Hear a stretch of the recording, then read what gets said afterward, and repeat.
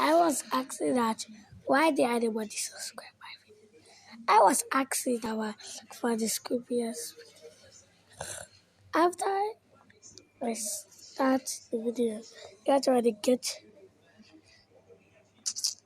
ready because this is going to be the scariest funniest videos.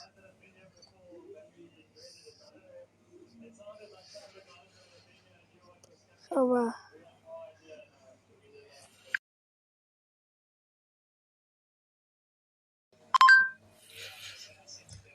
yes. Video that I want somebody to be there. You got to look for, and I don't want to.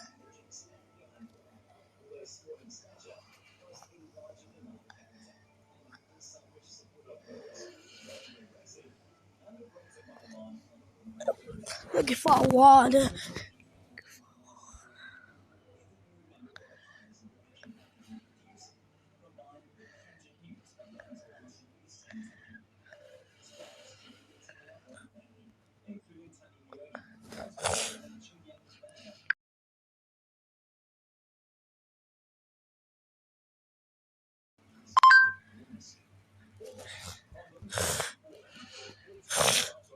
Okay.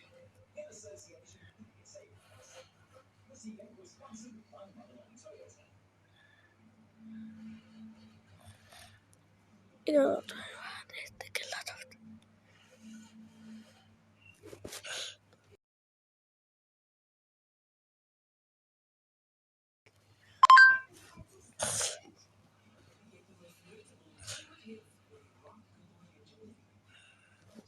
Let's try this one. The creepy doll. I was around 5 or 6 years old at the time, and as you probably know, most girls at around that age would be into dolls, especially Barbies and princess dolls, and I was one of them. Although I never really played with them. Most of the time, my dolls would be on a small shelf, not too far up the wall, but enough for me to reach, just standing or sitting there all day. One day I woke up, and for some odd reason, I had a feeling about my dolls. I walked over to the small shelf where they were at, and I was just staring at them, and they stared back at me. I don't know why I was staring at them, but I guess I was just bored and wanted to stare at something, that being my dolls. A few minutes went by, and as I was starting to get bored, when I was about to get up, I suddenly got a cold feeling up my spine. For a quick second, I saw one of my dolls wink at me. I immediately stood up in shock, but didn't say anything. I thought it was in my imagination, knowing that I was 5 years old, but what I saw felt real. I never told anyone except my cousin about this. Till this day, I never got to know if what I saw was real or not. But luckily, as I got older, I lost interest in dolls, and my parents put them into charity. But I still think about what happened that morning, and I wonder if that would happen again if I kept them.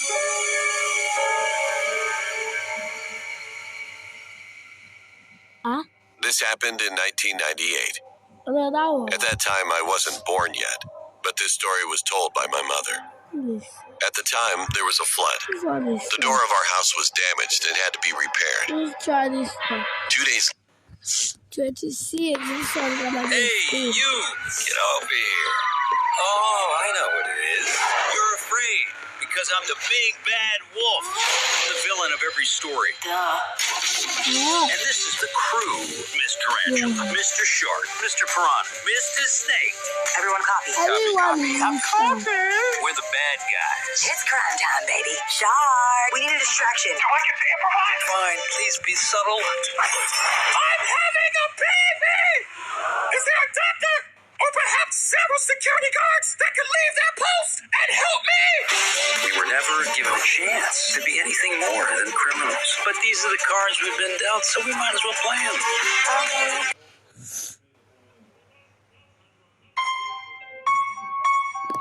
It started in Ohio. Me and my friends were coming back from a Friday night party. My friends were Ethan, Tim, Lori, and Jenna. We were in a Ford my friend got for his birthday. Ethan was the driver, and me and the others were in the back. We were going the way our GPS was telling us to go. Then there was a path through the woods. While we were driving, we spotted a small tower to the right in a field. Being the curious teenagers we were, we decided to go inside. We all headed to the top and found out it was just some old archery training tower back a few decades ago. When we were about to leave, Lori spotted a door hidden at the bottom. We wanted to get in, but it was locked shut. My friend got some axe from the van and started breaking down the door. When we had broken it, we found another spiral staircase, leading down this time. We turned on our phone light to guide the way, and we were going down. We, Jenna and me, spotted a room at the end. We went in and we saw this, a wide cobblestone room covered with moss and dirt. We explored around, and I called my friends because I noticed something. It was a poster from some circus back in the 1900s. We clearly saw something behind it, so we went through it, and what we saw was impossible. A small, underground circus arena. We also smelt a horrible stench coming from there. We went to investigate and found a chest in the middle. Inside was the thing I would remember for my entire life. Dismembered, rotting body parts. Also inside was a key, rusty and yellowish brown color.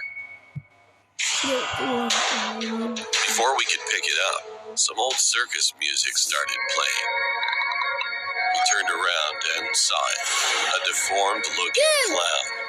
It was about 8 feet tall and it was holding a weapon, a huge claw replacing its hand. It was big enough to swallow someone and sharp enough to slice somebody. We all knew to run for our life. As we were running, I noticed that thing was still following us. We locked the door shut and ran out of there as fast as we could. We got into the car and sped away. We were all panicking and talking about what the heck just happened. I also remembered one last thing. Before I saw that key, I also saw a metal door at the back with a lock perfectly fitting the key I just saw. I don't know what was behind that door, but whatever it was, I don't want to find out. And I never want to return there again.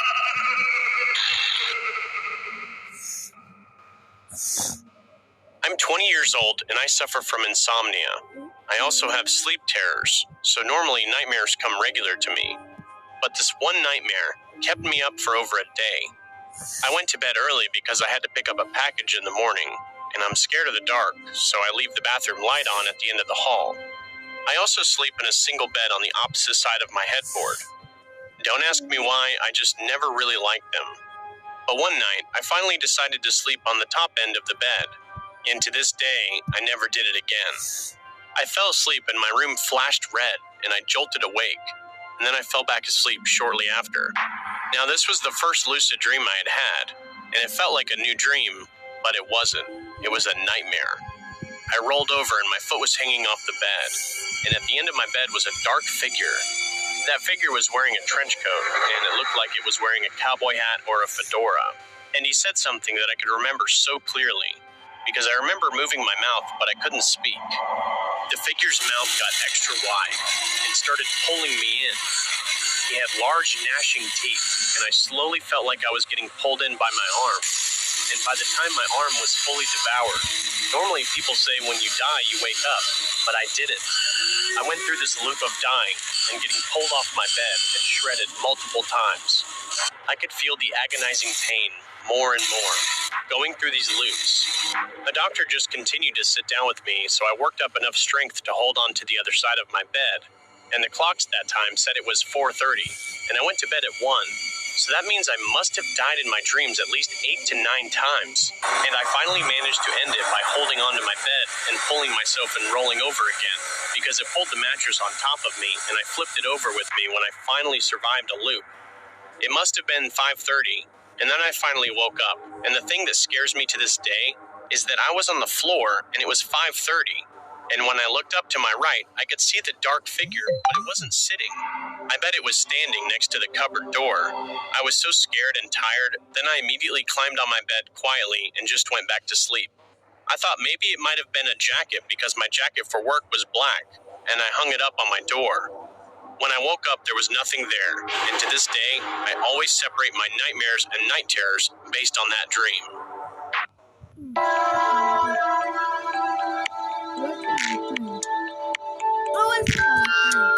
And night terrors based on that dream.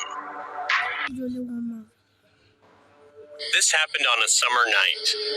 I'm the type of person who likes having me time.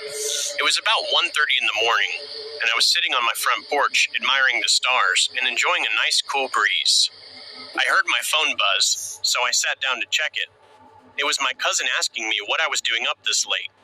I forced myself to ignore it because it was me time, remember? As I looked up from my phone, straight ahead is my neighbor's house, and in front of a tree, I saw a little girl. She looked about 8 or 9, and she had bright, thin ginger hair, and her hair was in 2 pigtail braids.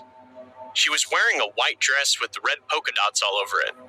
The dress went right to her knees, and it had white lace around the bottom rim.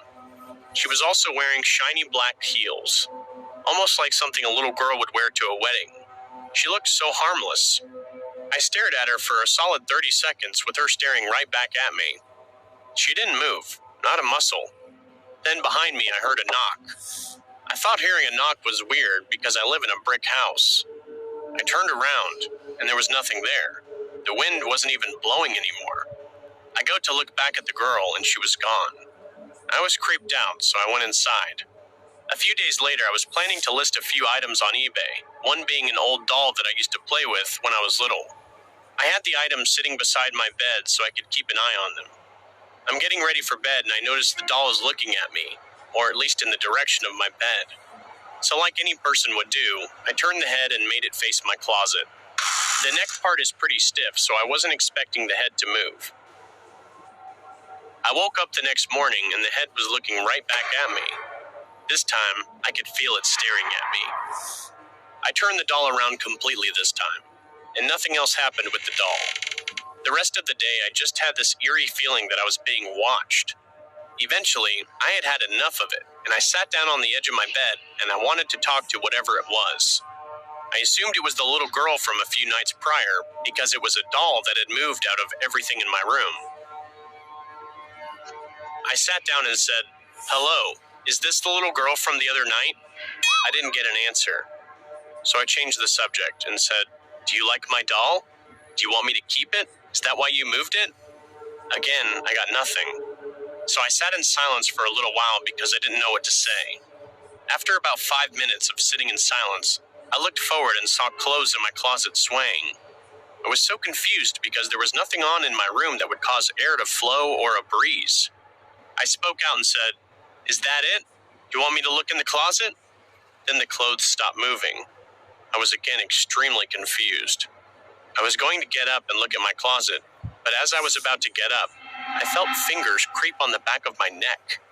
I had goosebumps down my entire body, and I jolted up from my bed. I looked and nothing was there. This made me frustrated. It's like whatever it was just toying with me or teasing me. So I stood my ground and I said, "Get out. You are not welcome here anymore. Leave." The eerie feeling of being watched instantly went away. I left the room anyway because I needed to be around people. Nothing has happened since. Anytime someone asks me if I ever had a paranormal experience, that's the first that comes to mind, and I feel like it always will be.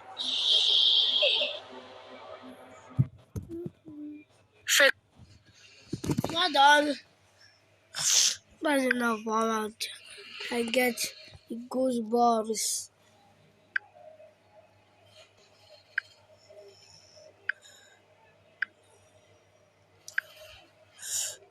No, I'm not a fan of goosebumps.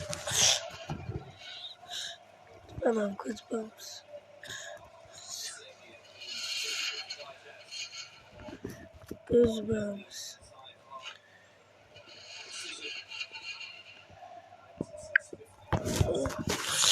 No, I love goosebumps.